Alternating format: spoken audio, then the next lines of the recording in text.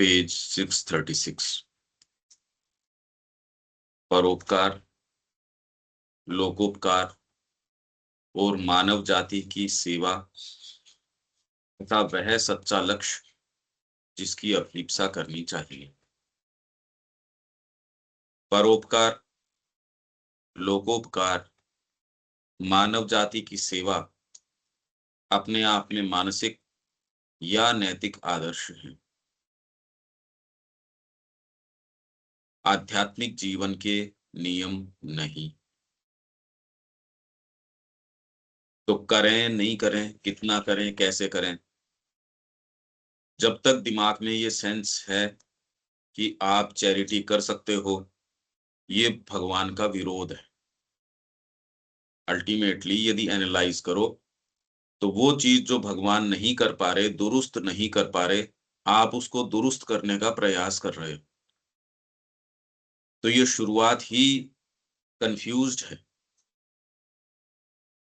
परोपकार, लोकोपकार, मानव जाति की सेवा, तो कर्म करो कैसे? अपने आप में मानसिक या नैतिक आदर्श हैं, आध्यात्मिक जीवन के नियम नहीं। ये पढ़ना एक चीज है, पर इसको अब अप्लाई कैसे करें? स्व केंद्रित हो जाए, स्वार्थ में चला जाए व्यक्ति, क्योंकि जैसे ही वो कहता रहे इससे आप अपना ही क्यों कर रहे हो, इसमें कंसिडर करो औरों को भी, तो ये करते ही आप कह दोगे परोपकार हो गया। यदि आध्यात्मिक लक्ष्य के अंदर व्यक्तिगत स्व का परित्याग करने या मानव जाति या समूचे विश्व की सेवा करने का आवेग प्रवेश कर जाता है, तो यह अहम से या मानव जाति की सामूहिक भावना से नहीं, अपितु इन दोनों के किसी अधिक गुह्य एवं गंभीर परे के तत्व से ही उठता है। आध्यात्मिक लक्ष्य के अंदर व्यक्तिगत स्व का परित्याग करके, आज माँ को जो है वो कह रही है, बचपन में मेरा एक ड्रीम था कि मनुष्य जाति या जो लोग ये कह रहे हैं कि रोटी कपड़ा और मकान, इनका कंसर्न हमको डीपर परस्यूट में जाने का मौका नहीं देता, समय नहीं देता। उनके लिए एक ऐसे स्थान की रचना करनी चाहिए जहां इन कंसर्न्स से ऊपर उठकर या इनसे फ्री होके व्यक्ति भगवान की ओर जा सके। मेरे को जब ये समय मिला और रिसोर्स हुए, मैंने इस काम को किया, तो मैंने ये पाया कि भगवान जिस व्यवस्था में रख रहा है लोगों को, वो ठीक है। उनमें से कोई नहीं चाहता वास्तव में। और मैं इंतजार कर रही हूँ कोई आके मैंने जो ये पाया है, मेरी ये फाइंडिंग है, इसको चैलेंज करे। ये तो माँ का है वहां, ये तो लिखा हुआ है कि मैं ये इंतजार कर रही हूँ कि कोई आके इस बात को चैलेंज करे कि भगवान जो रख रहा नहीं, ठीक नहीं रख रहा। परोपकार की फीलिंग आती क्यों है? हालांकि ये आपके अगर स्वार्थ में चेतना है उससे तो फिर भी ये कुछ बेटर है, पर अब इस सारे को तो कॉन्टेम्पलेट ही करने की बात है। ये कोई वो करुणा जो अर्जुन कह रहा था, वो तो श्रिंकिंग थी, वो डिवाइन कंपैशन नहीं था। इसलिए सारी चीजें, यदि आप माँ से जुड़ते हो तो आपके कर्म उचित होंगे। आप जो करोगे सो उपकार है। भगवान यदि संहार भी कर रहे हैं तो उद्धार है। वही कोई आत्मा जाना चाह रही हो और आप उसको बचा लो, तो ये उद्धार नहीं हुआ, ये कल्याण हुआ नहीं। तो कर्म का अभी भी यही है कि यदि आप युक्त नहीं हो, भगवान यही करें, युक्त आसीत मत परा। अगर आप इस पे विचार करें, और कोई मानक हो नहीं सकता। हाँ, स्व केंद्रित या घोर रूप से स्वार्थी व्यक्ति के लिए तो अपनी चीज पार्टेक करना या किसी से वो शेयर करना, ये मुश्किल है आज की चेतना के अंदर। तो हमारे लिए ये कहाँ तो सामान्य जो परोपकार है उसको रखें, और फिर बाद में ये जो जिस भाव की ये बात कर रहे हैं, हमारे लिए संभव नहीं है ये, कि इसका विचार भी कर सकें और इसको यथास्थान इसको कहाँ रखें, कैसे करें? अच्छा, ये विचार उठता ही क्यों है किसी का कल्याण कर दें, उपकार कर दें, पर उपकार, लोक का उपकार, मानव जाति की सेवा कर दें। और जबकि भारत के अंदर आप ये देखते हो कि कितने चैरिटेबल काम यहाँ हैं। आध्यात्मिकता यहाँ कोई चार्जेबल नहीं है, वहां तो आप आध्यात्मिक कोई अगर नारद भक्ति सूत्र के ऊपर भी कर रहे हो, तो जो टिकट वहां जो एक्चुअल प्रेजेंस की जो वो गुरुजी कह रहे हैं उस प्रेजेंस की तो टिकट है ही है। जो सामने हॉल के अंदर टीवी लगा के उसके ऊपर बैठ के ऊपर देख रहे हो उसकी भी टिकट है। आपको वहां सस्टेन करना पड़ेगा अपनी, चाहे एक स्पिरिचुअल एक्टिविटी हो और चाहे कोई भी हो। फ्री कोई सिस्टम नहीं होता है वहां। यहाँ सारी चीज चैरिटी। आप देखो कितनी बड़ी आपके सराय, धर्मशाला, प्याऊ, सब टोटल मंदिर। इनफैक्ट इसको आदर्श के रूप में रखा जाता है कि आपका धन आपके अपने लिए नहीं है, इसका इतना भाग तो समाज के लिए, इतना ये है, इतना ये है। तो बहुत ऊंचा आदर्श है वैसे तो। तो इसको आध्यात्मिक दृष्टिकोण से कहाँ रखें, उसकी वैसे महत्ता क्या है, आप ये पाएंगे कि ऐसे कभी विचार करते ही नहीं है। हम इतने ईगोइस्टिक हैं कि आप कोई भी इवन श्री अरबिंदो का ये व्याख्यान करते टाइम दिमाग में ये आएगा कि मैं कुछ विशेष कर रहा हूं। अपनी चीज को आप बढ़ा सको, उसको आप बिना अपने ऊपर केंद्रित किए किसी चीज को कर सको, इसका तो आभास ही कम है हमको। बातें कर रहे हैं श्री अरविंद की, ध्यान है अपने ऊपर कि लोग मेरे को कैसे देख रहे हैं, मैं ऐसे बैठूं, ऐसे बिहेव करूं, ज्यादा लोग मेरे को देख, हमारा हर एक्ट इस तरीके से मोल्ड होता है कि वो कैसे इसका रेस्पॉन्स आएगा, in cash in kind. Her act आपका इसी दृष्टिकोण से है। और ये कह दिया जाए अब और कोई दृष्टिकोण नहीं है, केवल माँ के लिए करो, ये बात हमने नहीं जानी, ये जानी नहीं हमने। क्योंकि यह इस अनुभूति पर आधारित होता है कि भगवान सब में हैं। तो आध्यात्मिकता के अंदर क्या है, स्व का परित्याग करके वो इसलिए काम करता है कि भगवान सब में हैं। सब में है का मतलब ये नहीं कि उसके लिए जो जरूरी है वो करोगे, उसको डांट की जरूरत है तो डांट की भी, यदि ओपनिंग हो। और यह अहम के लिए या मानव जाति के लिए नहीं है, आपकी चेतना में नहीं है। हो सकता है मानव जाति उससे बहुत लाभान्वित हो रही हो, जो भी हो रही हो। आपकी चेतना में कंसर्न मानव जाति से नहीं है, आपका तो इसलिए है कि आप माँ के लिए कर रहे हो। उससे जो हो रहा है मानव जाति के वो अपनी जानो, कल्याण हो रहा है या जो भी है। आप यदि माँ से जुड़े हो तो कल्याण के अलावा सच्चे रूप से और कोई चीज नहीं हो सकती। पर कल्याण भी तो हमको नहीं पता ना, कि किसका कल्याण किस चीज में है, खुद का ही नहीं पता, और किसी का तो हम क्या कल्याण करेंगे। जब तक हम अपने साथ हैं तब तक तो इससे बड़ा नुकसान तो और क्या हो सकता है। व्यक्ति खुद की ही क्षमताओं को, आप ये देखिए कि आपकी भौतिक प्रकृति आके कहती आराम कर ले, अंतरात्मा चाहती है दूसरी चीज, और आपकी ही भौतिक प्रकृति आके आपके कान में फुसफुसाती है। अंतरात्मा चाहती है एक चीज, आपका अटैचमेंट है आपके बच्चे के प्रति, वो कहता है ये कर लेते हैं। अरे जीभ ही इतनी प्रबल है कि आपकी अंतरात्मा कहती है एक चीज और जीभ आके कह देती है ऐसा कर लेते हैं।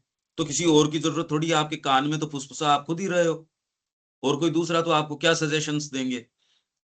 आप जब तक अपने साथ हो, और ये बात तो आप, ये तो है नहीं कि आपने कभी महसूस नहीं कभी, मतलब यही तो है सारे दिन जो आपको एक ऐसी नेचर है जो कान में कंटिन्यूअसली अपनी चीज मनवाता है वो।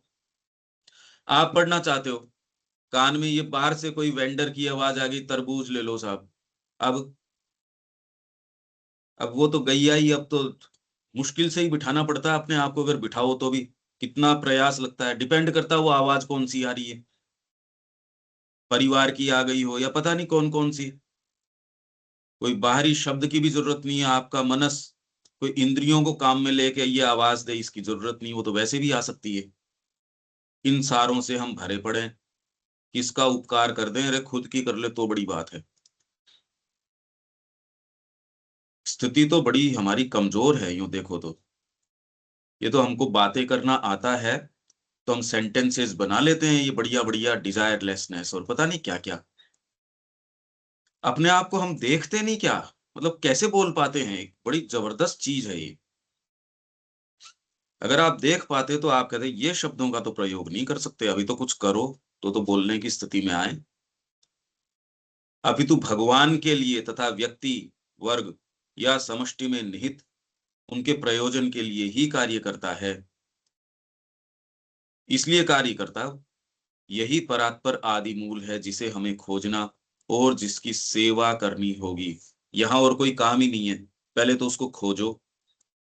यही माँ जीवन के उद्देश्य में कह रही है, जीवन का एकमात्र उद्देश्य क्या है? भगवान को खोजना और उनकी सेवा करना। यही शिक्षा का लक्ष्य है। अपनी एजुकेशन वाली में शुरू के अंदर यही है कि शिक्षा का वही लक्ष्य है जो जीवन का लक्ष्य है, और जीवन का लक्ष्य इन्होंने साफ साफ कह दिया। अभी भी हम में से भी क्या ये कहने के बाद क्या हम ये परसू कर रहे हैं क्या? अभी कोरी बातें हैं, कोरी। जीवन का एकमात्र लक्ष्य है भगवान को खोजना और उनकी सेवा करना, भगवान की सेवा करना। किसी की सेवा इसलिए कर रहे हो क्योंकि आपको भीतर से हो गया कि ये करना है। आपको सेंस ऑफ सेवा वगैरह नहीं है कि मेरे को तो ये करना है, प्लेन बात है। वही बृहत्तर सत्य और चित है जिसकी सत्ता के मानव जाति और व्यक्ति गौण रूप है। न तो मानव जाति कोई बड़ा रूप है और व्यक्ति ये गौण रूप हैं। पर ये बताए कौन? अभी तो परिवार हमारे लिए भगवान बना बैठा है। जब तक वो ठीक है तब तक तो आप ये पुस्तक पढ़ लोगे। अभी तो और दूसरी चीजें भगवान बनी बैठी हैं। माँ के पास तो आना जाना ठीक है, वो उसकी कुशल क्षेम के लिए माँ के पास आना जाना है कि परिवार ठीक जमा रहे और दूसरी व्यवस्थाएं भी ठीक रहें। साइकोलॉजिकल आपका जो फ्रेमवर्क है वो भी ठीक ठीक रहे, क्योंकि आपको एक सेंस रहता है भाई बड़ा है, थोड़ा कुछ आगे बढ़ रहे हैं, ध्यान कर लिया उससे ये हो रहा है। इसके अलावा और कोई चीज बताओ कि आप और कोई कारण से कर सक रहे हो? है नहीं ये। अभी तो है नहीं ये बात भाई, और क्या कहें।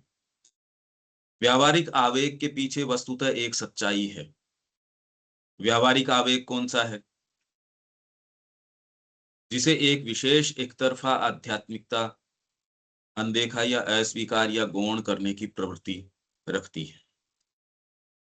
तात्पर्य यह है कि चूंकि व्यक्ति और वैश्विक उस उच्चतर और व्यापक सत्ता के ही रूप हैं, इसलिए उनकी परिपूर्ति का परम सत्य में कुछ वास्तविक स्थान अवश्य होना चाहिए। उनके पीछे परम प्रज्ञा और ज्ञान में महान प्रयोजन, परम आनंद का कोई शाश्वत स्वर अवश्य होना चाहिए। वे यों ही नहीं हो सकते थे, उन्हें व्यर्थ में नहीं बनाया गया।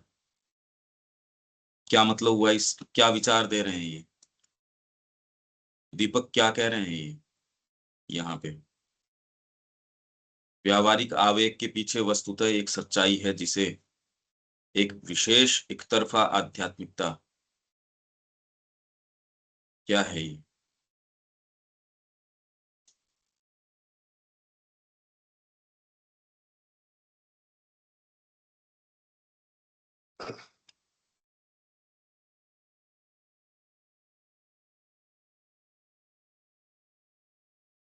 समझ में नहीं आता। हाँ जी। व्यवहारिक रख। आवेग तो ये हुआ कि भाई व्यवहारिक आवेग मीन्स उससे जो मानव जाति की सेवा करना, ये वाला व्यवहारिक आवेग हम आज हाँ प्रैक्टिकली क्या करें, हाँ। है ना? इस चीज के पीछे एक सच्चाई है जिसे एक विशेष एक तरफा आध्यात्मिकता अनदेखा आध्यात्मिकता। हाँ हाँ विशेष एक तरफा आध्यात्मिकता अनदेखा या अस्वीकार या गौण करने की प्रवृत्ति रखती है। हाँ अच्छा, कि भई हर एक के अंदर परमात्मा विद्यमान है और उसको उसको तो उस इस सच्चाई को गौण करके, और वो व्यावहारिक आवेग खुद के ऊपर फ़ोकस करता है कि भई ये मैंने कर दिया, ये मैंने कर दिया, ऐसा कुछ? नहीं, जो ये कह रहे हैं कि मेरे को इससे मतलब नहीं है, मेरे को तो अपना आत्म कल्याण के ऊपर जाना है साहब।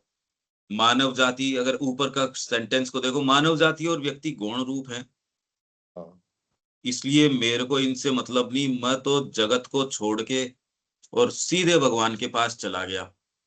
तो पलायनवादी जो वृत्ति है, जो विशेष एक तरफा आध्यात्मिकता है, ये पूर्ण आध्यात्मिकता है नहीं।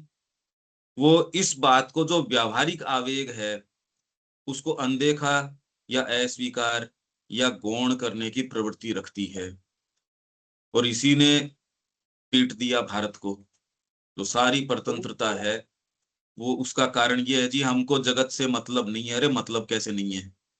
पर जगत अपने आप के मतलब नहीं है, वो भगवान की एक्सप्रेशन है, इसलिए मतलब करो। तो पूर्ण आध्यात्मिकता जो है, उसमें कभी भी ऐसी खाई नहीं की गई।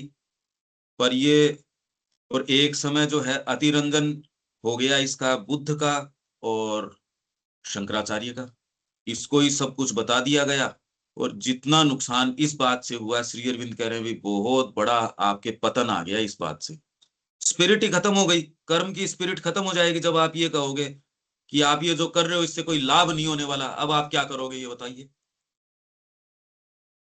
आपको अगर जिस तरीके से ये कह दे साहब ये सब साम्यवाद है और इसके अंदर आप तो बस देश के लिए काम कर लो, देश आपके लिए व्यवस्था करेगा, तो रसिया में चीजों की पूर्ति ही नहीं हो रही थी। सबके घर पे फ्रिज पहुंच जाएगा, सबके घर के ऊपर ये पहुंच जाएगा, सबको बराबर मिल जाएगा। अरे कैसे मिल जाएगा? मेरे को जरूरत नहीं है तो भी मिल जाएगा। किसी को दो की जरूरत है, उसको भी बेचारे को नहीं मिलेगा या एक मिलेगा।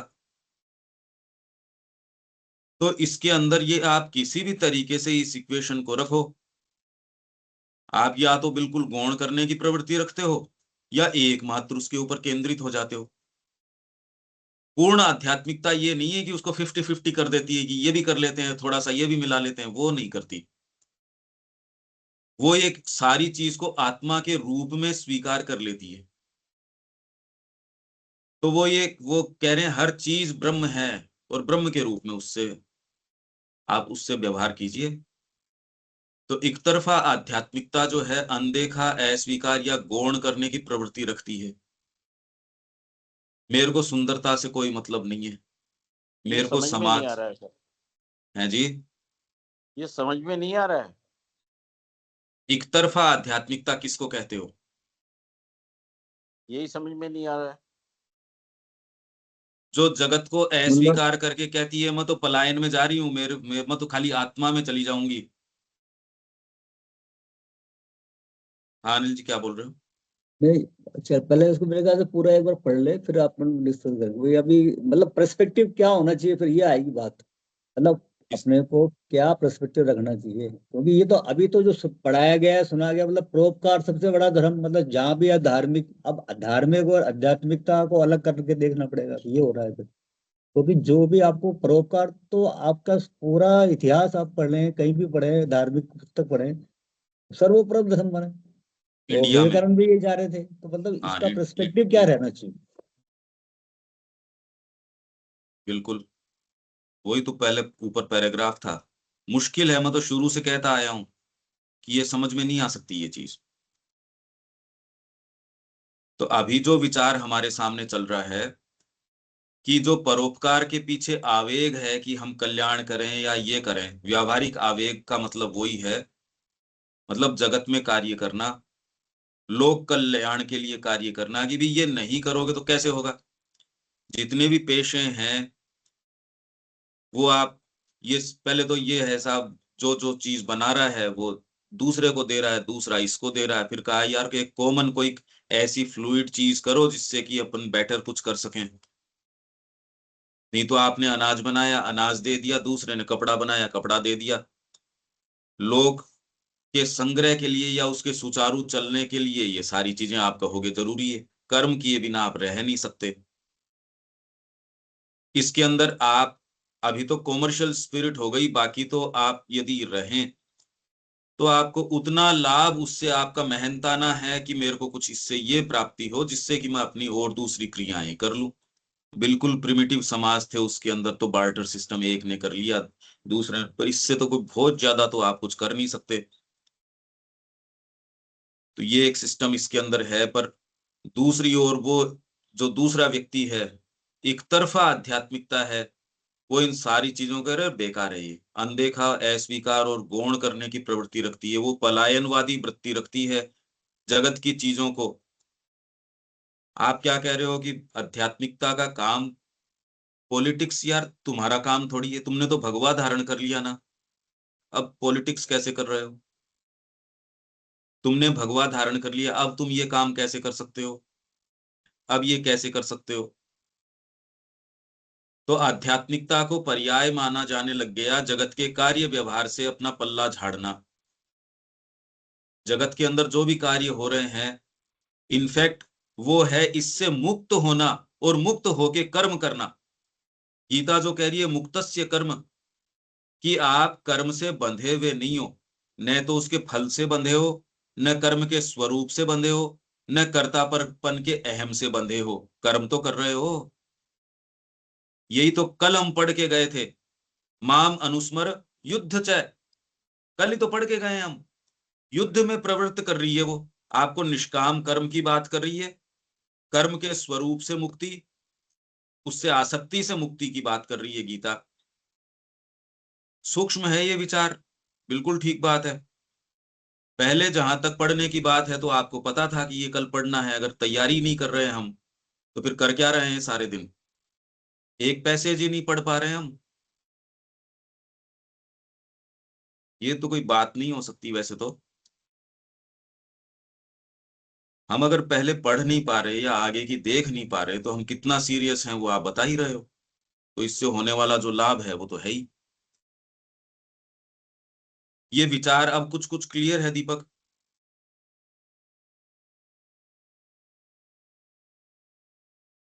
नहीं, इसमें सच्चाई मतलब तीन चीज है। एक तो एक तरफा आध्यात्मिक आवेग कि भाई ये संसार को छोड़ करके और इसी और संसार में और आध्यात्मिकता में गहरी खाई है। तो एक विशेष आध्यात्मिक एक तरफा तो ये हो गया कि भाई इन सबको अबेंडन करके और उधर चलो। व्यावहारिक एक आवेग तरफा वो हो गया। आध्यात्मिकता ये आध्यात्मिकता नहीं कहती, हाँ, एक तरफा हाँ, एक तरफा आध्यात्मिकता वो कहती वही है। तो। हाँ, एक तरफा आध्यात्मिक ये बात कहती है। व्यावहारिक आवेग जो है कि भी मेरे सामने कोई पीड़ित है, तकलीफ में है, दुखी है, उसको उसकी मैं सेवा करूं, मानव जाति की सेवा कर दूं। ये विशेष व्यावहारिक आवेग हो गया। इसके पीछे इस आवेग के पीछे सच्चाई क्या है कि भाई हर एक के अंदर वो परमात्मा विद्यमान है, डिवाइन है, डिवाइन डिवाइन है। है। तो जो हाँ, एक तरफा आध्यात्मिक आवेग है जो सारे संसार से पिंड छुड़ा करके आगे भागने की प्रवृत्ति रखता है, वो इस सच्चाई को अनदेखा कर देता है, गौण अनदेखा कर कर देता देता है, है। गौण कर देता है, उसको गौण बिल्कुल। कर देता है कि भाई इस संसार में भी परमात्मा है। लेकिन अब हाँ, उसकी अब समस्या कहाँ आती है, जो परोपकार की इस बात जो है उसमें समस्या ये आती है कि भाई वो ना फोकस जो ना खुद पे हो जाती है। खुद पे है, वो ये खुद पे यही, इगोइस्टिक हो बिल्कुल, जाती है वो बिल्कुल इस यही चीज है, की भाई इसमें माँ का रूप है और मैं माँ की सेवा इस माध्यम से कर रहा हूँ, उसकी बजाय वो खुद पे फोकस कर देती है कि भाई इससे एकदम, ना देखो मेरा नाम ऊंचा हो गया, मेरी बात बड़ी एकदम, हो गई। ये बात बिल्कुल, इसके पीछे बिल्कुल, की है। बिल्कुल। आपका एक भी जेस्चर ऐसा नहीं है जो कैलकुलेटेड नहीं हो, ये तो हम कॉन्शियस नहीं है, एक भी जेस्चर। और यही अगर पब्लिक में आप हो, डिपेंड करता है क्या है, आपका हर जेस्चर कैलकुलेटेड है कि इससे आपकी ओर रुख क्या होगा, इससे आपका लाभ, और वो लाभ कौन से लेवल का है। इसके बिना एक जेस्चर तक हम नहीं करते, मेरे ख्याल से तो आप कॉन्शियस होने चाहिए। एक जेस्चर हमारा नहीं होता, एक एक्ट इसके बिना नहीं होता। हमारी प्रकृति बहुत ज्यादा ट्रिवियल है, बहुत ज्यादा ही छोटी है, क्षुद्र है, क्या बताएं इसका।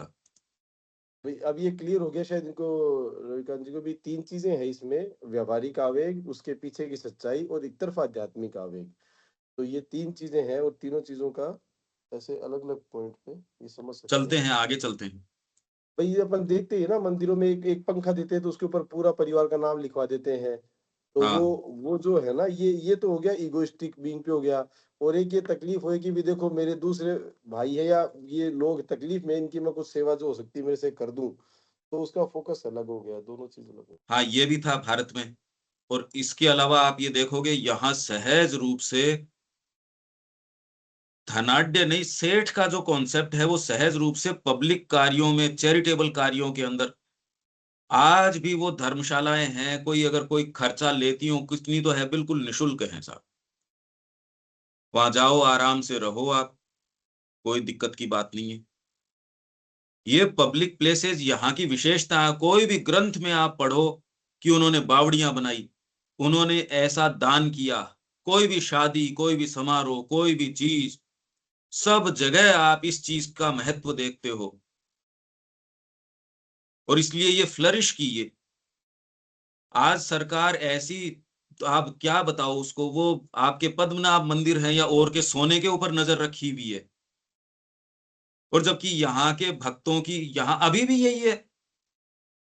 भगवान के पास जाते हो सहज रूप से, आप कह रहे हो भाई भगवान को दो, इसमें आनंद है, चढ़ाओ इनको, सोना चढ़ाओ, बेस्ट चीज चढ़ाओ। ये आपका एक्सप्रेशन है कि मेरी दिली चीज है और दिल से क्या चढ़ा दूं मैं। ये इस भारत की आत्मा है, वो हर चीज में इस चीज को देखती है। क्योंकि आप अगर फंडामेंटली ट्रेस करें इस परोपकार के विचार को, ये सीधे आपको एकम सत्य तक लेके जाएगा, जो वेदांत की बात है कि सबके अंदर ब्रह्म है, वहां तक ले जाएगा आपको। इसलिए यहाँ एक तरफा जो आध्यात्मिकता रही उसने बहुत ज्यादा नुकसान किया। वो भारत की आत्मा है नहीं, उसने काट दिया इन दोनों को, जगत को अलग कर दिया, उसको अलग कर दिया। तो अब बताओ, यही तो चीज जोड़ती थी जगत के अंदर, भगवान के वैभव को लाने वाली चीज तो यही थी। आपने काट के जगत को और इसको अलग कर दिया। किया नहीं जा सकता, पर उसका नुकसान या खामियाजा हमने भुगता है। और अभी भी यही खाई हमने कर रखी है, सामान्य जीवन और आध्यात्मिक जीवन। रविकांत जी, कुछ कुछ अब आभास आ रहा है इसका।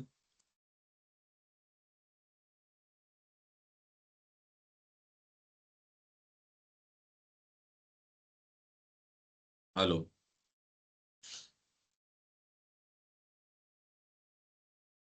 अनिल जी। हाँ नहीं नहीं, ये पहले भी अपनी बात यही हुई है। मतलब एक डिवीजन जो है ना, वो ये अपन पाते हैं कि भाई एक सामान्य जीवन, एक आध्यात्मिक, मतलब एक फाड़ है, एक अलग है, मतलब बिल्कुल ऑल टुगेदर डिफरेंट चीज है, जबकि है नहीं। नहीं, लेकिन पर यहाँ विचार दूसरा है। हम यहाँ ये कह नहीं, रहे हैं नहीं कि वो समझ रहा हूँ मैं। लोकोपकार की ओर जो प्रवृत्ति है उसके पीछे एक डीपर ट्रूथ है, जिसको एक तरफा आध्यात्मिकता गौण या अस्वीकार कर देती है।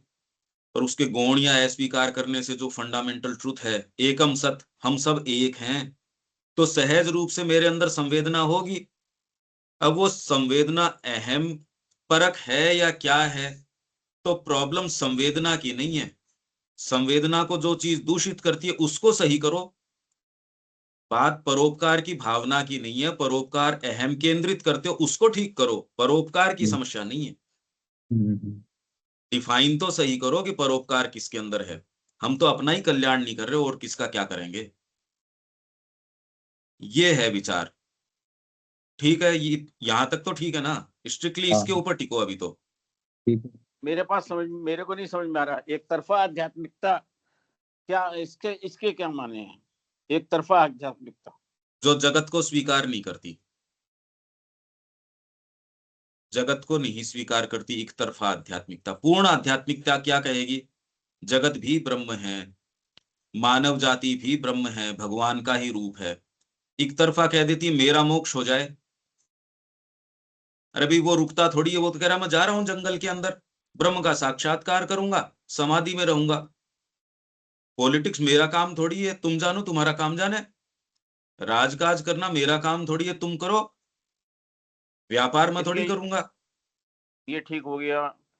इसलिए तात्पर्य यह है कि चूंकि व्यक्ति और वैश्विक उस उच्चतर और व्यापक सत्ता के ही रूप हैं, रूप है। इसलिए उसकी परिपूर्ति का परम सत्य में कुछ वास्तविक स्थान अवश्य होना चाहिए।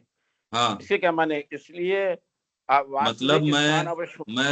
मैं रविकांत जी से व्यवहार कर रहा हूं, तो जी एक कितने कितने दृष्टिकोण हो सकते हैं कि भी रविकांत जी अच्छे व्यक्ति हैं, मेरे को रविकांत जी से कोई लाभ चाहिए, या रविकांत जी से कोई भी तरीके का, या रविकांत जी माँ के भक्त हैं, या रविकांत जी भगवान स्वयं हैं, या मेरी ड्यूटी है। अब ये कितने सारे मनोभाव हो गए रविकांत जी से डील करने में, व्यापार करने में। अगर आपके ये और माँ चाहती है, माँ के लिए व्यापार कर रहा हूं, या माँ मेरे से ये चाहती है मैं माँ के निहित बच्चों को पढ़ा रहा हूं या खेती कर रहा हूं।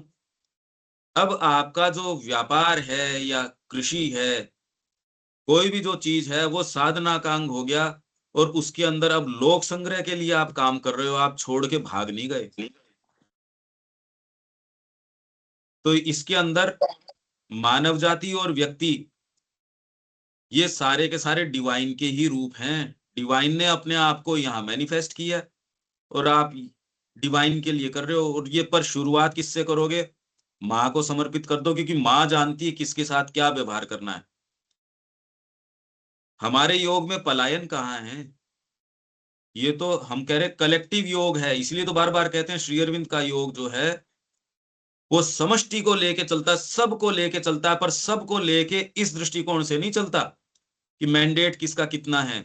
इसमें सभी जातियों को लेके चलता है, सभी धर्मों को, ऐसी बातें नहीं है। उनको उसको जगत इस तरीके का नहीं दिखता। बात ये है। ठीक है रविकांत जी? जी समझ गया, समझ गया। तो अब आगे की लाइन आप ये देखिए, ये क्या कह रहे हैं। तात्पर्य यह है कि चूंकि व्यक्ति और वैश्विक, व्यक्ति मतलब इंडिविजुअल, और यूनिवर्सल सब मनुष्य जाति, वैश्विक क्यों कहा? ऊपर इन्होंने मानव जाति कहा, ये तो वैश्विक स्वरूप हो गया। और वैश्विक खाली मानव जाति नहीं है विश्व के अंदर, आप कह रहे हो जीव मात्र में भगवान के दर्शन करना। इसलिए यहां स्थान केवल कोई मनुष्यों के लिए नहीं बनाए गए। आपके कबूतर खाने हैं, या फिर वो पशुओं को चारा डालने के स्थान हैं, उनके लिए गौशाला, गोचर भूमि, यहाँ कितनी विशाल गोचर भूमियां छोड़ी हुई हैं, आप ये देखिए। क्यों? जीव मात्र के लिए, मनुष्य के लिए नहीं, जीव मात्र के लिए पूरे के पूरे स्थान छोड़े गए हैं। किसी पशु पक्षी से तो छोड़ो, आप पौधों से दुर्व्यवहार नहीं कर सकते। ये वाली चीज की पूर्णता केवल माँ में आप देखते हो, और कहीं तो देखो इतनी पूर्णता से दिखती नहीं है। माँ हर चीज से संवाद कर रही है, हर चीज को उसकी डिवाइन रियलिटी और सिग्निफिकेंस दे रही है कि ये डिवोशन है। अब आप कैसे दुर्व्यवहार कर लोगे? उसको पौधे की दृष्टि से थोड़ी देखोगे। अब इस दृष्टि से व्यवहार करना, और एक खाली आप यूं देखो कि भाई ये अच्छी है, तुलसी है साहब, आपकी एक भावना है, तो फर्क पड़ गया। जगत में आप जिससे भी मिलोगे, आप अलग ही दृष्टिकोण से व्यवहार करोगे, ये फर्क पड़ जाएगा। हाँ दीपक? नहीं, पेस्चर्स तो छोड़े हुए सभी कंट्रीज में होते हैं, लेकिन उनका उद्देश्य अलग होता है, और अब इसके पीछे भारत का उद्देश्य जो रहा है वो अलग रहा है। लेकिन हाँ। अभी जो हो रहा है उसमें भी अब वेस्टर्न पुट आ गया है, या सो कॉल्ड वेस्टर्न की छाया वाला इंडियन लुक हो गया। कि भाई मैं ये जैसे जितने भी ये गायों वाले गोरक्षक है और है, ये घूम रहे हैं, तो एक्चुअल तो किसी को कोई मतलब नहीं, लेकिन वो खाली वो राजसिक तो वाइटल लो भी लोअर टाइप का वो उसमें बहुत आगे प्रोमिनेंट हो गया हम्म। भाई। वेस्ट वाले हैं कि उनके भी तो पेस्टर्स बहुत बड़े बड़े हैं, लेकिन वो उनको सूरों को मोटा मोटा खिला करके या उनको गायों को मोटा करके उनको या तो उनका दूध निकाल लो या उनको काट के खा ले हम। उनका हम्म। उनका एम ये है। अपने यहाँ जो हम्म। पेस्टर्स छोड़े हुए हैं कि भाई ये भूखी गाय है, इसको रोटी पानी मिलती रहे। और अब हम्म। इसलिए कि क्योंकि वो मेरा नाम बड़ा हो जाए कि साहब हमारी गौशाला में 1000 हाँ। गायें हैं, और हम हम्म। अब ये हमारा क्या है कि ये मतलब क्रूड फॉर्म हो गया, न तो ये उधर का रहा, न इधर का रहा। और ये इसका अलग हाँ तरीके का फूड हो गया, बिल्कुल। वाइटल का अलग वाइटल का फूड हो गया ये। इसका कारण ये है कि आपकी अंतरात्मा की बजाय सतही सत्ता को अपना स्वयं मान बैठे, और ये उसके हाँ रूप हैं। वहां से विचार उठते हैं कि मेरे को और मैं की भी आपकी परिकल्पना, बस वो सरफेस सेल्फ की है। यहाँ आप ये देखेंगे कि कोई भी मंदिर है प्रतिष्ठित, उसके साथ एक भूमि छोड़ी गई है। भूमि, उसके नाम से कुछ दुकानें, उसके नाम से कोई चीज, जिससे कि वहां से जो उसका जो प्रोड्यूस है, जो उससे होने वाली आय है, उससे मंदिर चल सके। आप अगर देखोगे तो सबके साथ एक न एक लगा हुआ है। कोई भी जो प्रतिष्ठित मंदिर है, उसके साथ उन्होंने एक चीज संलग्न कर रखी है कि ये कुछ तो ये आय का साधन, इसका दुकानें हैं जिससे भगवान की सेवा होती रहे।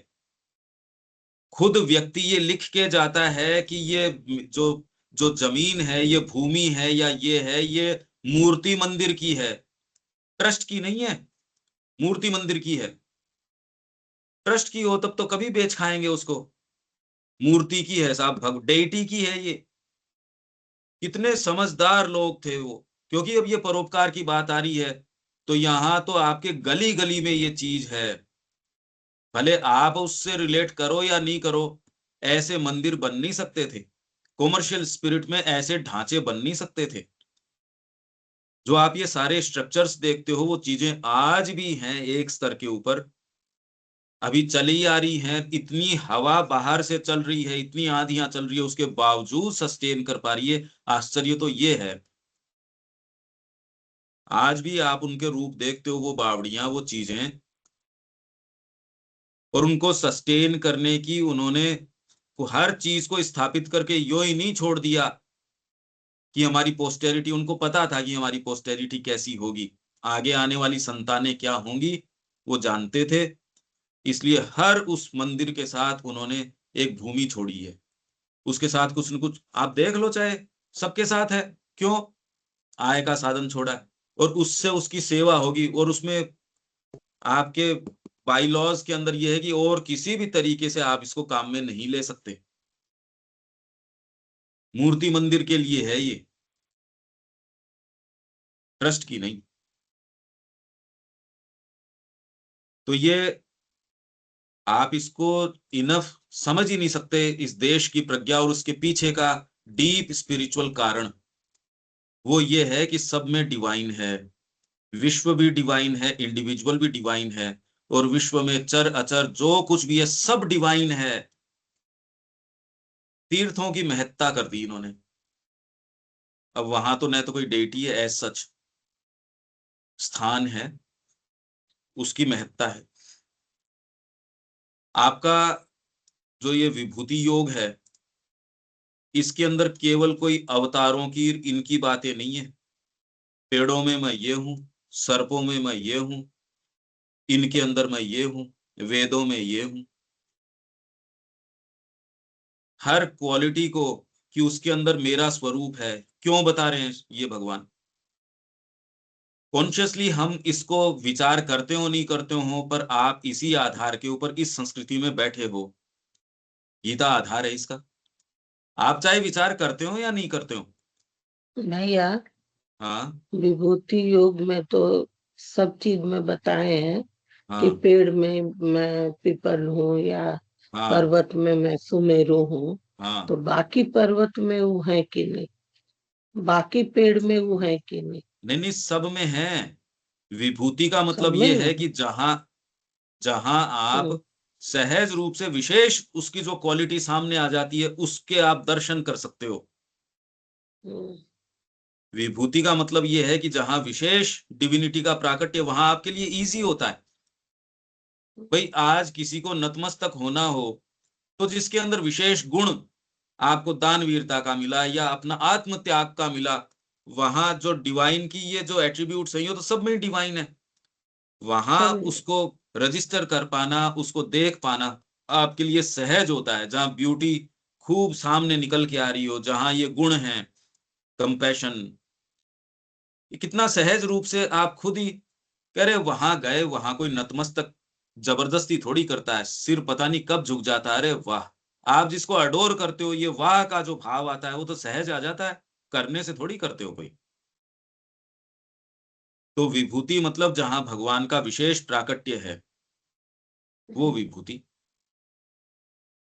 जहां आप सहज रूप से ज्यादा देख सकते हो उसको।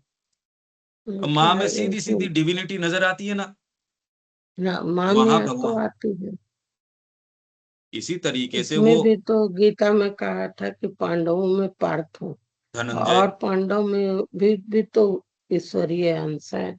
बिल्कुल, पर पार्षद उसको बनाया और विशेष उसके ऊपर अनुग्रह है ही वो तो, उसमें क्या किंतु परंतु है।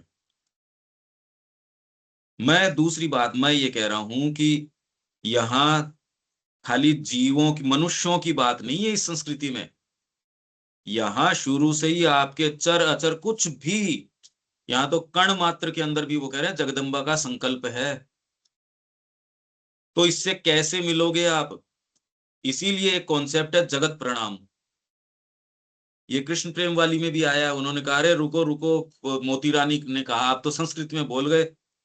जगत प्रणाम का कॉन्सेप्ट है, और ये भागवत के अंदर जो ये यमलार्जुन उन्होंने प्रार्थना करी, उन्होंने फिर बाद में जब उनको वो जो दो पेड़ थे भगवान ने उनका उद्धार किया, फिर उन्होंने उसमें प्रार्थना करी वाणी वाणी गुणानुकथने श्रवण कथायाम, फिर वो उन्होंने ये बात कही।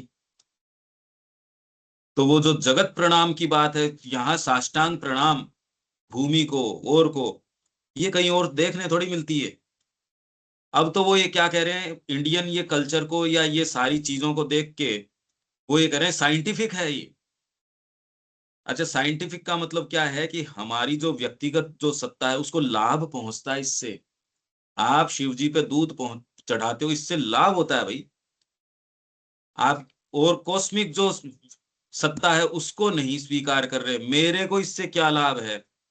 तो दीपक कह रहा था कि अभी भी ये सारी चीजें वैसी होनी शुरू होगी, क्योंकि अगर मेंटेलिटी है कि मेरे को इससे क्या, तो आध्यात्मिकता भी रिड्यूस डाउन टू आपके एक छोटे से सेल्फ पे कर लोगे आप, मेरे को इससे क्या प्राप्त हो रहा है। यहां जो इंडियन कल्चर में भाव था चैरिटी का और का, जो गली गली के अंदर आप देख रहे हो, उसके पीछे भाव ये है कि सब में चराचर जीव में भगवान है, ब्रह्म है। तो ये भाव अलग हो गया, ये चीज अलग हो गई, बिल्कुल अलग बात है। और इसके अंदर सबसे बड़ा जो व्यवधान या जिसने नुकसान पहुंचाया, वो इस जगत को मिथ्या बताना या इसको शून्य बताना। ये जो शंकराचार्य की आई, जो बीच में विचारधारा, या बुद्ध की आई, अच्छा ये आई, ये जिस भी तरीके से आई, पर इसको जो वेस्टर्नर्स ने एकांगी जो रूप दे दिया और भारत का संपूर्ण स्वरूप ही बता दिया कि यही है, मायावादी है, ये और भी पक्का कर दिया आपके पतन को। इन्होंने तो चलो ब्रह्म के स्वरूप को कि भी ये इस तरीके का है, उसमें कोई दिक्कत नहीं है कि ब्रह्म ये भी है, पर ये ही है, ये गड़बड़ हो गया। और वेस्टर्नर्स को सुविधा थी, उन्होंने कहा कि भारत का सच्चा स्वरूप यही है, मायावादी है, ये तो गड़बड़ हो गई सारी बात। जगत मिथ्या, जगत मिथ्या, आज भी आप ये देखो, अरे कहाँ इस अनित्य संसार में पड़े हो, मां श्री अरविंद ने कभी ये बात नहीं कही, कभी भी बात नहीं कही है, वो पूर्णता की बात कर रहे हैं। और न इंडियन कल्चर ने कही, जैसा कि आपको नजर आता है। नहीं तो ये चीजें मिलती कैसे है आपको? पब्लिक प्लेसेस, बावड़ियां, मंदिर, समाज का केंद्र मंदिर है। हम इनफ विचार करते नहीं, पर ये प्रसंग जब आते हैं तो ये हमको प्रेरित करते हैं कि इस तरीके से देखो और विचार करो। तात्पर्य यह है कि चूंकि व्यक्ति और वैश्विक उस उच्चतर और व्यापक सत्ता के ही रूप हैं, इसलिए उनकी परिपूर्ति का परम सत्य में कुछ वास्तविक स्थान अवश्य होना चाहिए। ठीक है, ये सेंटेंस तो अब समझ में आया।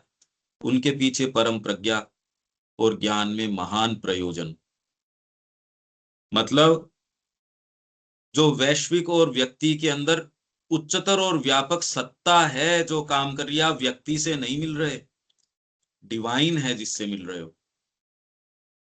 इसलिए उनकी परिपूर्ति का परम सत्य में कुछ स्थान होना चाहिए, फुलफिलमेंट इंडिविजुअल का, व्यक्ति मात्र का, जीव मात्र का, उसका होना चाहिए। जीव दया, यहां तो बहुत बड़ा कॉन्सेप्ट है, जीव दया, कंपैशन, पर डिवाइन कंपैशन, कि एक कबूतर के लिए या किसी के लिए, अरे नहीं नहीं नहीं, क्या तो आप इसका, अगर मैं इसको छोड़ता हूं तो उतना मांस का हाँ मैं दूंगा तेरे को। शिवी ने यही किया कि उसके हाथ से उसको छुड़ाया, तो उसने कहा भी इतने का तो फिर मेरा राइट बनता है। क्या बिल्कुल बनता है, मैं दूंगा।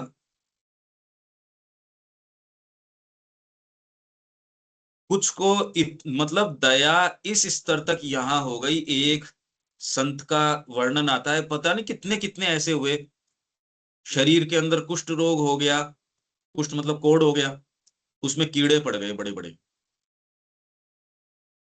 वो कीड़ों को वो हटाए नहीं।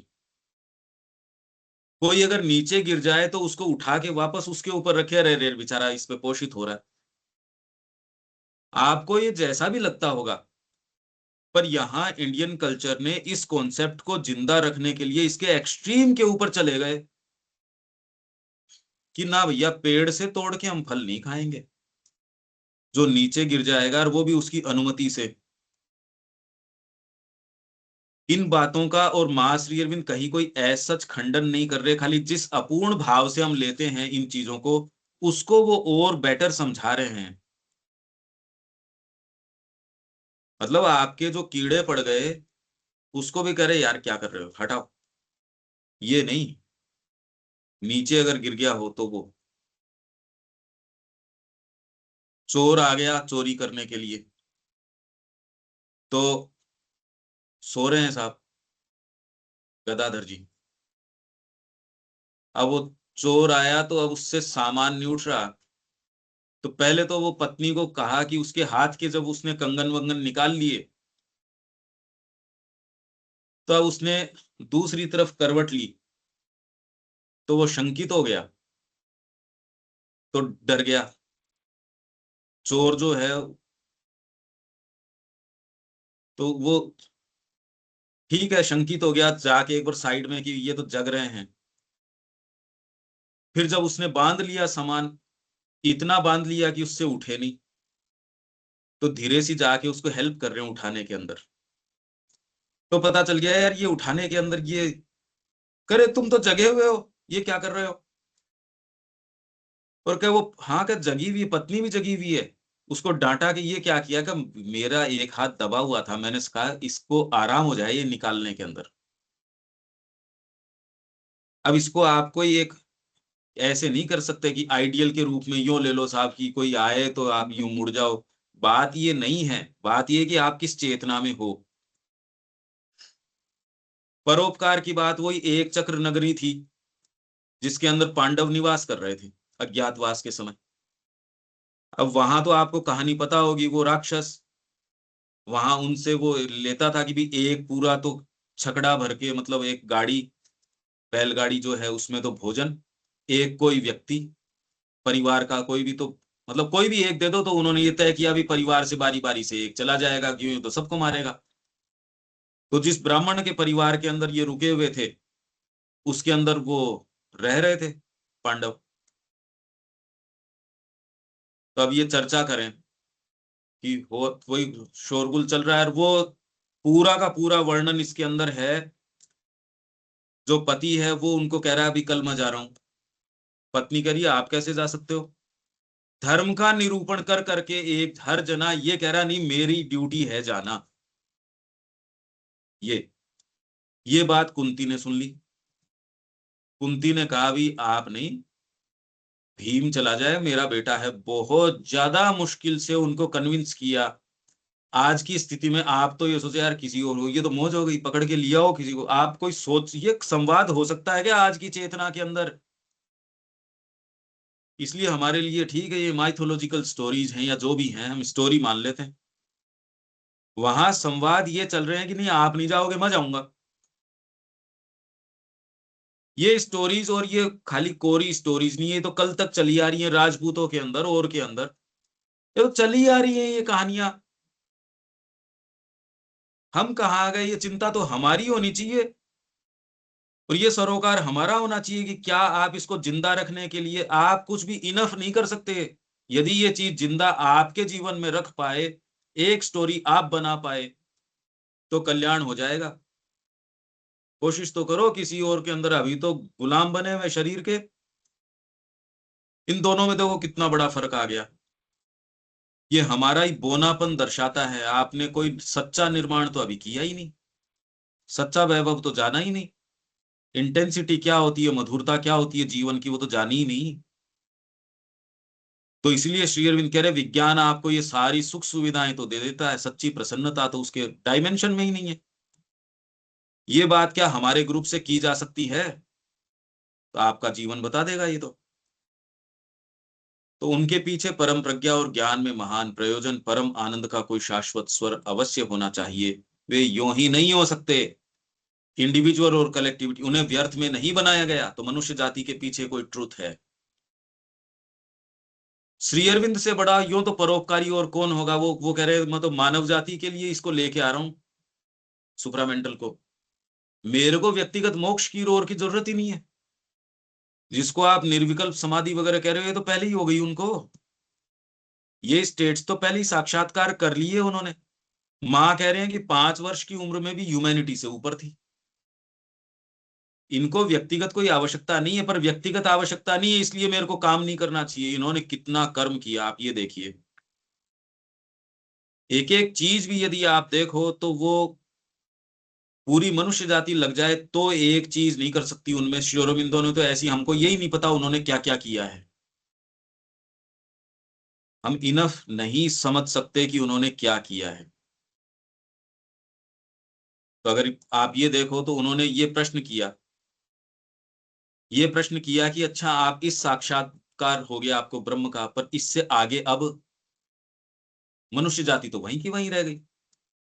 अधिमानस आ गया, अवतार आ गया, तो भी मनुष्य जाति तो बेचारी वैसी की वैसी पिट रही है। यही बात इन्होंने अश्वपति के मुंह से कहलवाई। यही काम जो तपस्या इसने सावित्री ने करी, डेथ के ऊपर विजय प्राप्त करी। जो महाकाव्य है ये सामान्य महाकाव्य तो है नहीं। जो वेदों में भी काम नहीं हुआ वो इन्होंने सावित्री के अंदर कर दिया। ये हमको इसका इनफ महत्व नहीं है सावित्री का। बाकी तो सावित्री अपने आप में, माँ कह रही है, पूरे जगत को डिविनाइज करने के लिए पर्याप्त है। और कुछ यहां न रहे, सब टोटल खत्म हो जाए, सावित्री एकमात्र पर्याप्त है। अब ऐसी क्या बात है इसके अंदर? पर व्यक्ति की पूर्णता और परितुष्टि की तरह मानवता की पूर्णता और परितुष्टि का आधार भी वस्तुओं के एक अधिक शाश्वत पर अभी तक अप्राप्त सत्य और यथार्थ रूप पर ही सुरक्षित रूप से रखा जा सकता है, और उसी आधार पर इन्हें सुरक्षित रूप से साधित भी किया जा सकता है। व्यक्ति की पूर्णता और परितुष्टि की तरह मानवता की पूर्णता और परितुष्टि का आधार भी, मतलब अगर आप मानवता और व्यक्ति, जैसे व्यक्ति की पूर्णता और परितुष्टि किस चीज के ऊपर है? शाश्वत के ऊपर। यहां कोई भी चीज मनुष्य की शाश्वत कौन सी होती है? जो डिवाइन से आती है।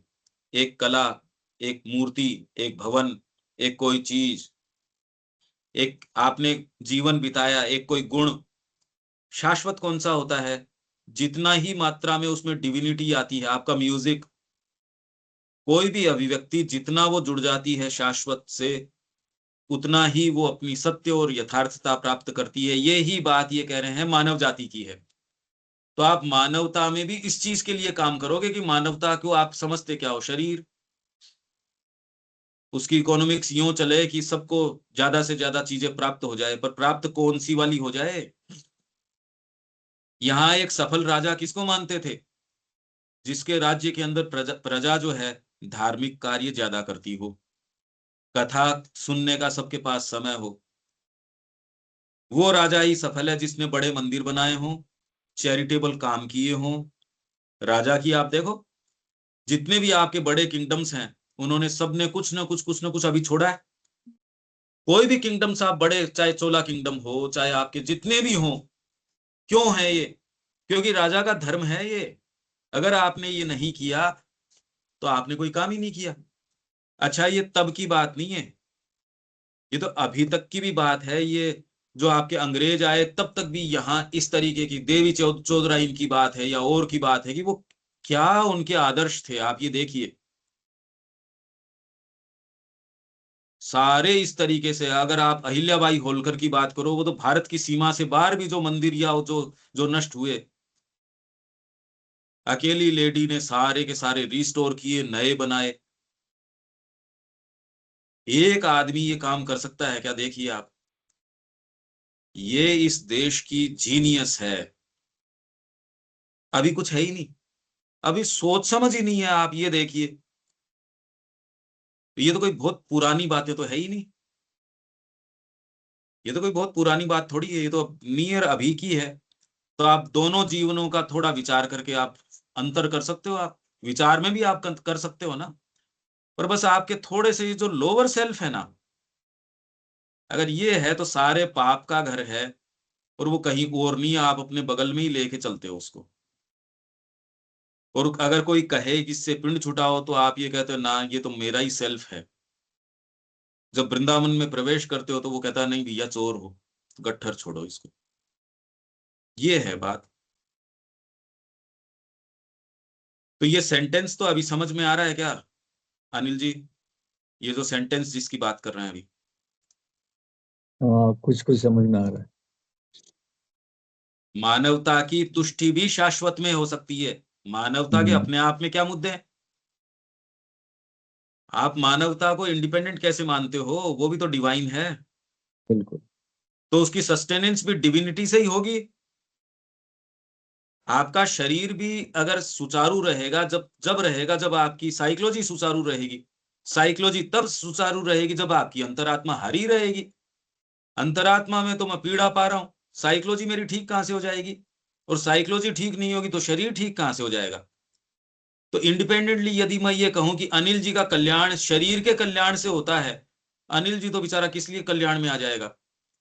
अनिल जी तकलीफ पा रहा है, साइकोलॉजिकल तकलीफ, उनका बच्चा चला गया। अब मैं कहूं कि मैं आपके लिए एक बढ़िया सॉफ्ट मटेरियल का शर्ट लेके आया हूं, आप क्या महसूस करोगे? इसको सेंस नहीं है। किसी के घर कोई मर जाए और अंतरंग उसका कोई मित्र है, या आपका, मैं आपके लिए गिफ्ट लेके आया हूं, या मैं आपके लिए आइसक्रीम लाया हूं, ऐसा कभी सुनते हो क्या कि मरे हुए के ऊपर साहब ये लेके गए उसके लिए, ये आइसक्रीम लेके गए या जो भी? आप तो उसको साइकोलॉजिकल सोलेस देने की कोशिश करते हो, क्योंकि पीड़ा साइकोलॉजिकल है।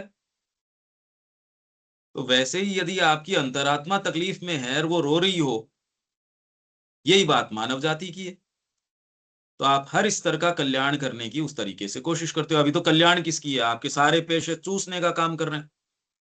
वैद्य वैद्य नहीं रहा। यदि आपके कॉमर्शियल स्पिरिट आ जाएगी तो इंट्यूशन खत्म हो जाएगी। हाँ बिल्कुल, तो सर्वोपरि वही है, फिर तो वही भगवान है आपका। तो कल्याण शब्द तो हो नहीं सकता। अभी तो भगवान को भी व्यापार का एक ये कॉमर्शियल स्पिरिट कर ली गई कि माँ हाँ के पास इसलिए बिल्कुल, चलना चाहिए, ये हो जाएगा। उसका भी यूज कर ही रहे हैं ये। ये दोनों चीजें अलग हैं। भारतीय मानसिकता सनातन धर्म की मानसिकता से बिल्कुल विजातीय चीजें हैं ये। तो व्यक्ति की पूर्णता और परितुष्टि की तरह मानवता की पूर्णता और परितुष्टि का आधार भी वस्तुओं के अधिक शाश्वत शाश्वत के ऊपर सुरक्षित है। शाश्वत रूप पर ही सुरक्षित रूप से रखा जा सकता है, ये कह रहे हैं। पर अभी तक अप्राप्त जो आधार है, शाश्वत जो चीज है, वो अभी प्राप्त नहीं हुई। ये कोमा के बीच में ये कह रहे हैं, नहीं तो आप कंफ्यूज कर लोगे।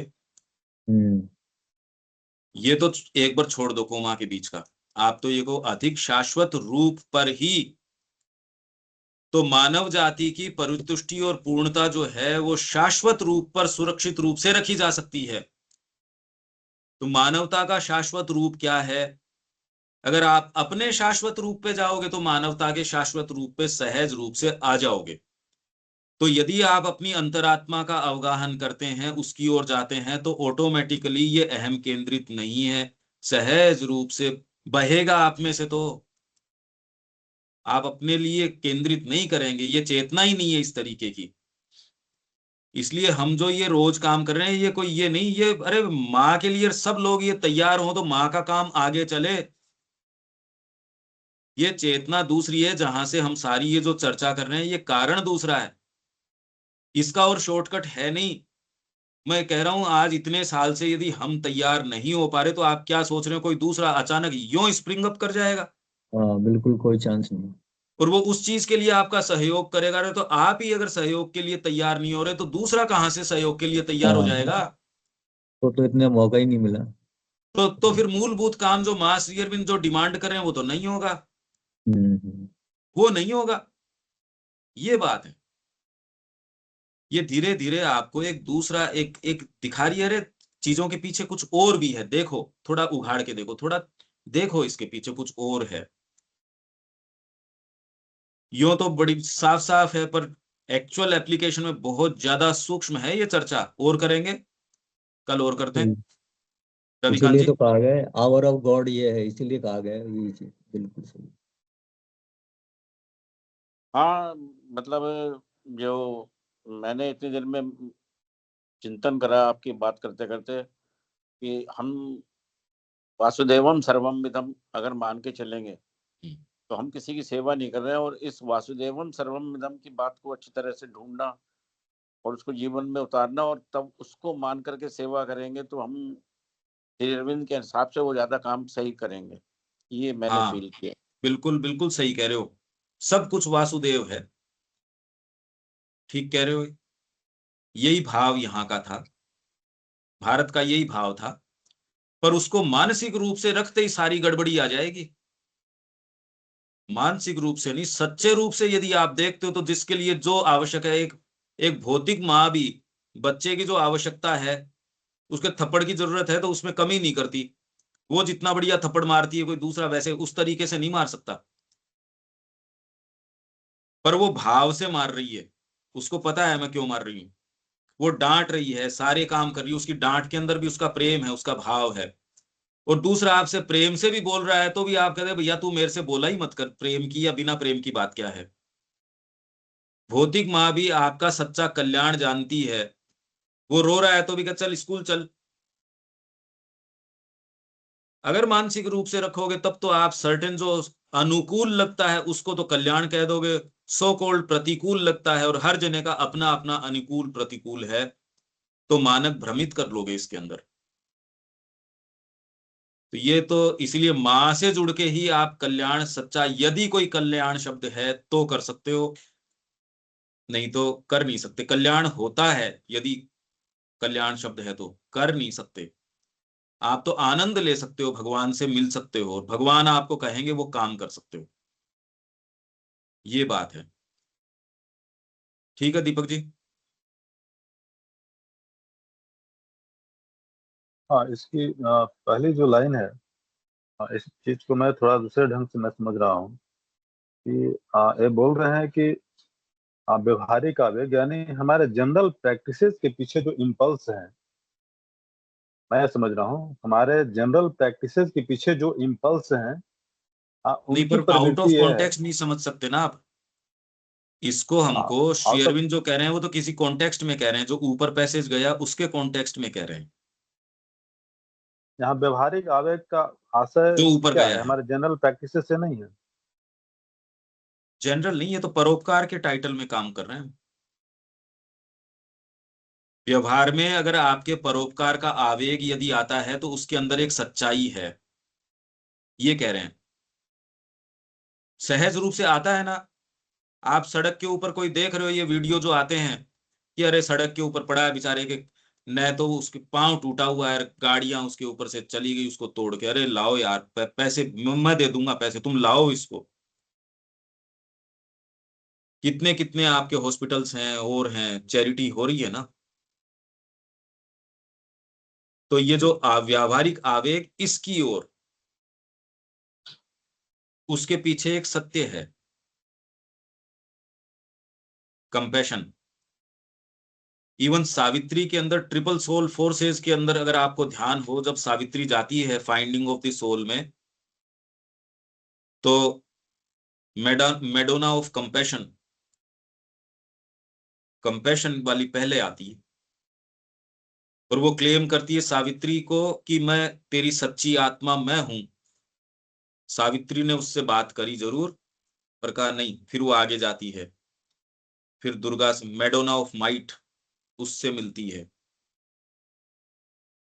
इस तरीके से देखिए, ये तो अभी तो समझने का क्षेत्र है, आप दोबारा सुनना इसको धीरे धीरे विचार करना। ठीक है, यहाँ विराम दें, कल मिलते हैं। जय श्री मां। जैसे जैसे